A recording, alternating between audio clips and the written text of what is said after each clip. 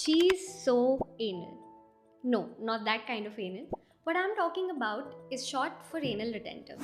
हम usually ये word use करते हैं to describe someone who's very particular, has rigid boundaries and is also very neat. अब ये हमारी vocabulary का एक common part बन गया है, but it comes straight from a theory by Sigmund Freud. Freud said that between ages 1 and 3, we are in our anal stage. That's also when we are toilet trained. And it's also when children develop a sense of control by deciding when to let things go and when to keep them in. Now, the anal stage can go wrong in one of two ways.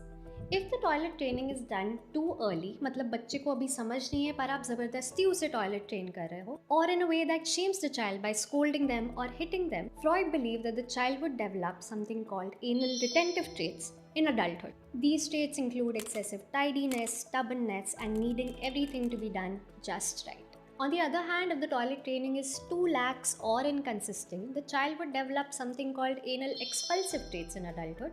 This would include excessive messiness, disorganization, and even rebellion.